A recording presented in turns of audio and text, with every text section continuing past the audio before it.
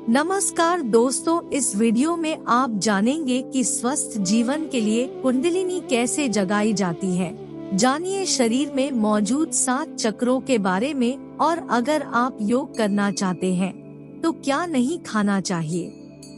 कुंडलिनी शब्द संस्कृत के कुंडल शब्द से बना है, जिसका अर्थ होता है घुमावदार। मान्यता है कि कुंडलिनी शक्ति प्रत्येक व्यक्ति के मूलाधार चक्र में सर्प के समान कुंडली मारकर सोई रहती है, जिसे हठयोग साधनाओं से जगाना होता है। इसे जगाने में आप जितने सफल होते जाएंगे, आपका संपूर्ण स्वास्थ्य उतना बेहतर होता जाएगा। कुंडलिनी जागृत करने के उपायों की जानकारी दे रहे हैं योगाचार्य कौशल कुमार। कुंडलिनी जागरण की कला को अच्छी तरह समझने के लिए सबसे पहले हमें हठयोग के विषय में संक्षिप्त जानकारी प्राप्त करनी होगी। हठयोग योग का एक प्रमुख प्रकार है।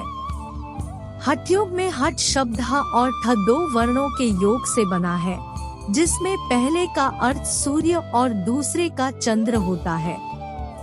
सूर्य और चंद्र के ऐक्य को ही हठयोग कहा जाता है। हठयोग ग्रंथों के अनुसार हमारे शरीर में 7 चक्र, 72,000 नाड़ियां और 10 प्रकार की वायु या प्राण होते हैं। शरीर में मूलतः 7 मुख्य चक्र होते हैं, जो मेरुदंड के मध्य से गुजरने वाली सुषुम्ना नाड़ी में स्थित है। सुषुम्ना मूलाधार चक्र से आरंभ होकर सिर के शीर्ष भाग तक जाती है। ये चक्र नाड़ियों से संबद्ध होते हैं। चक्रों को प्रतीकात्मक रूप से कमल के फूल के रूप में दिखाते हैं। सप्त चक्रों का वर्णन। 1. मूलाधार चक्र। यह पुरुष शरीर में जनेन्द्रिय और गुदा के बीच तथा स्त्री शरीर में गर्भाशय ग्रीवा में स्थित है। मूलाधार का अर्थ ही होता है हमारे अस्तित्व का आधार, इसीलिए इसे मूल केंद्र माना जाता है। मूलाधार चक्र पृथ्वी तत्व तथा हमारी घ्राणेन्द्रिय से संबद्ध है। इसका प्रतीक है 4 दल वाला गहरा लाल कमल। इसका बीज मंत्र लम है।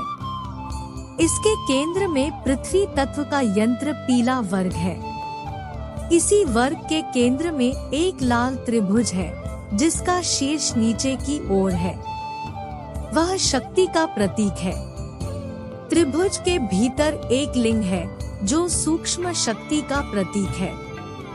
हमारी कुंडलिनी शक्ति सुषुप्तावस्था में इसी लिंग के चारों ओर 3.5 लपेट लिए हुए लेटी हुई है।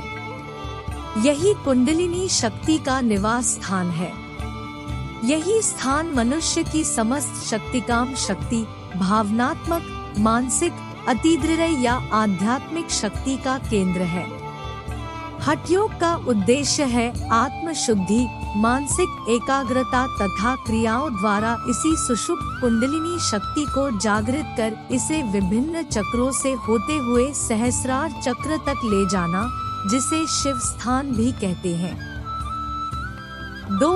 स्वाधिष्ठान चक्र।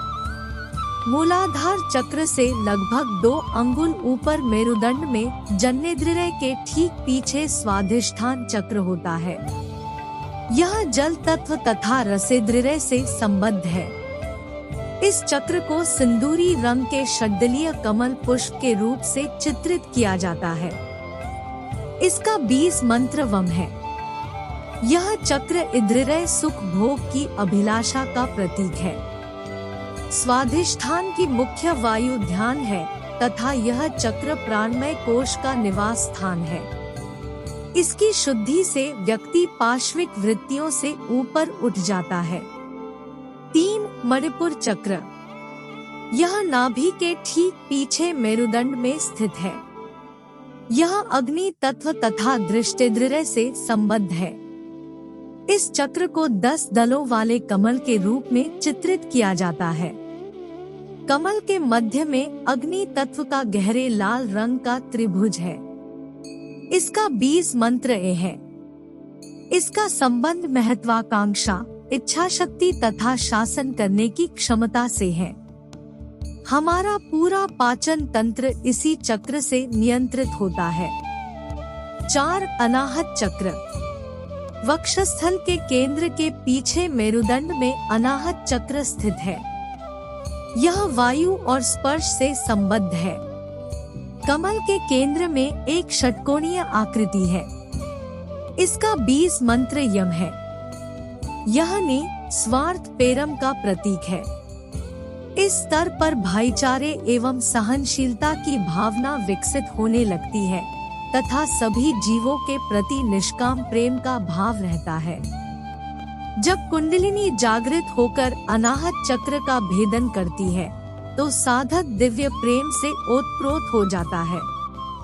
5. विशुद्धि चक्र। यह गर्दन तथा कंठकूप के पीछे मेरुदंड में स्थित है। यह शुद्धि का केंद्र है। इसे 16 दल वाले बैंगनी कमल द्वारा दर्शाया जाता है।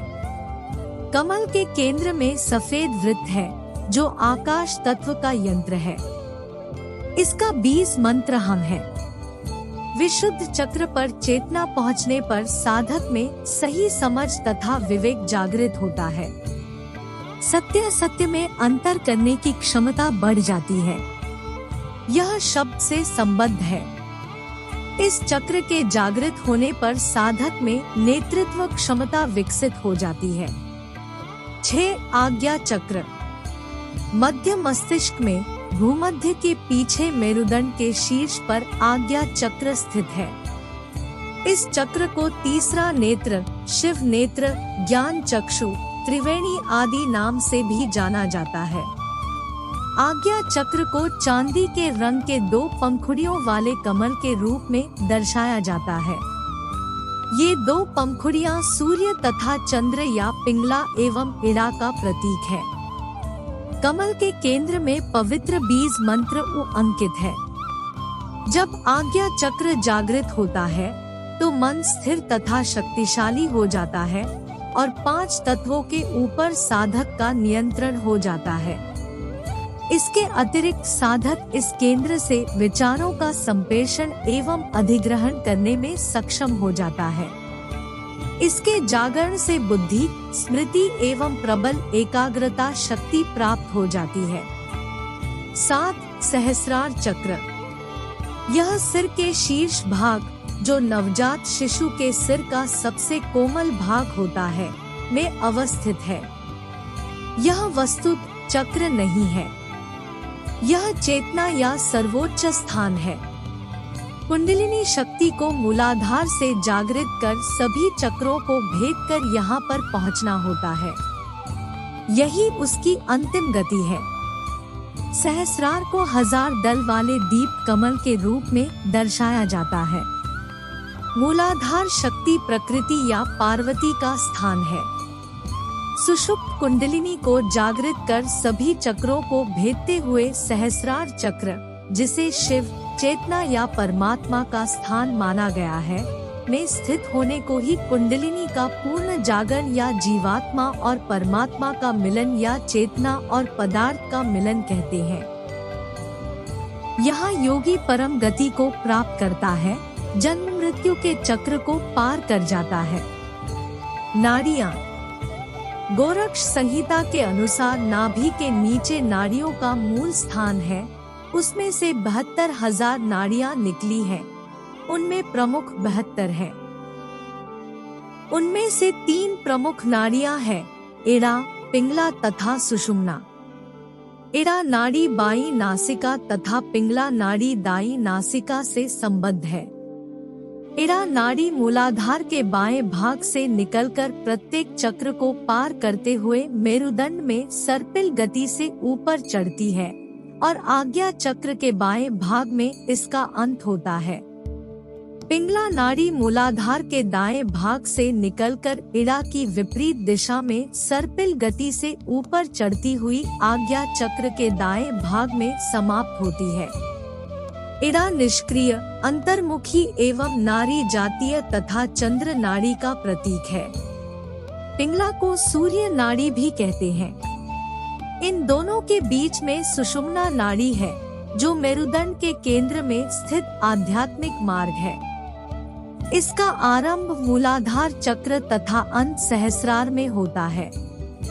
इसी सुषुम्ना नाड़ी के आरंभ बिंदु पर इसका मार्ग अवरुद्ध किए हुए कुंडलिनी शक्ति सोई पड़ी है।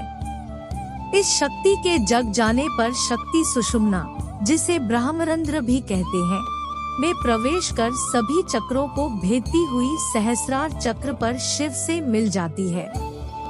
जब बाईं नासिका में श्वास का प्रवाह अधिक होता है तो इड़ा नाड़ी, जो हमारी मानसिक शक्ति का प्रतीक है, की प्रधानता रहती है। इसके विपरीत जब दाईं नासिका में श्वास का अधिक प्रवाह होता है तो यह शारीरिक शक्ति का परिचायक है तथा यह शरीर में बहिर्मुखता को दर्शाता है। जब दोनों नासिकाओं में प्रवाह समान हो तो सुषुम्ना का प्राधान्य रहता है। इड़ा एवं पिंगला में संतुलन लाने के लिए शरीर को पहले षटकर्म, आसन, प्राणायाम, बंध तथा मुद्रा द्वारा शुद्ध करना होता है। जब इड़ा एवं पिंगला नाड़ियां शुद्ध तथा संतुलित हो जाती है तथा मन नियंत्रण में आ जाता है, सुषुम्ना नाड़ी प्रवाहित होने लगती है। योग में सफलता के लिए सुषुम्ना का प्रवाहित होना आवश्यक है। यदि पिंगला प्रवाहित हो रही है तो शरीर अशांत तथा अति सक्रियता बनी रहेगी। यदि इड़ा प्रवाहित हो रही है तो मन अति क्रियाशील और बेचैन रहता है। जब सुषुम्ना प्रवाहित होती है तब कुंडलिनी जागृत होकर चक्रों को भेदती हुई ऊपर की ओर चढ़ती है। प्राण, प्राण का अर्थ है जीवनी शक्ति। मनीषियों ने इस जीवनी शक्ति को स्थूल रूप में श्वास से संबद्ध माना है। श्वास के माध्यम से ही मनुष्य के शरीर में प्राण तथा जीवन का संचार होता है। मानव शरीर में 5 प्रकार की वायु या प्राण है: पान, समान, प्राण, उदान और व्यान। अपान गुदा प्रदेश में स्थित है, समान नाभि प्रदेश में स्थित है, प्राण की स्थिति हृदय क्षेत्र में, उदान गले के क्षेत्र में स्थित है और व्यान पूरे शरीर में व्याप्त है। हठयोग ग्रंथों में प्राणायाम के अभ्यास की चर्चा की गई है। इनके अभ्यास से प्राण यानी ऊर्जा शक्ति पर नियंत्रण या नियमन संभव हो जाता है। प्राण वायु को अपान वायु में तथा अपान को प्राणवायु में हवन करने से भी कुंडलिनी शक्ति जागृत होकर सुषुम्ना के अंदर प्रवेश करती है और चक्रों का भेदन करती हुई सहस्रार चक्र में स्थित कराने में सहायक सिद्ध होती है। कुंडलिनी जागृत करने हेतु मुख्य प्राणायाम है सूर्य भेदी, उज्जाई, शीतली, दृढ़का, भ्रामरी, मूर्छक, प्लाविनी, नाड़ी शोधन आदि। यौगिक अभ्यास के लिए उपयुक्त स्थान: एकांत, शांत, साफ सुथरा, समतल, हवादार, कीड़े मच्छर आदि से रहित, अग्नि तथा पत्थर आदि से थोड़ा दूर ही योग का अभ्यास करना चाहिए। हठयोग प्रदीपिका के लेखक स्वामी स्वात्मारात ने उत्साह, साहस, धैर्य, तत्वज्ञान, दृढ़ निश्चय तथा एकांत में रहने को हठयोग में सफलता के लिए साधक तत्व के रूप में माना है। कैसा हो आहार? कटु, अम्ल, खट्टा, तीखा, नमकीन, गरम, हरी शाक, खट्टी सब्जी, खट्टे फल, तेल, तिल, मदिरा, मछली, बकरे आदि का मांस, दही, छाछ, हींग, लहसुन आदि को योग साधकों के लिए अपथ्यकारक कहा गया है। दोबारा गर्म किया हुआ खाना, अधिक नमक और खटाई वाला भोजन भी वर्जित है। मधुर, चिकनाई युक्त, रसयुक्त, सादा, पौष्टिक भोजन करें। जितना भोजन करने की जरूरत महसूस हो, उसका 1/4 हिस्सा कम ही खाएं।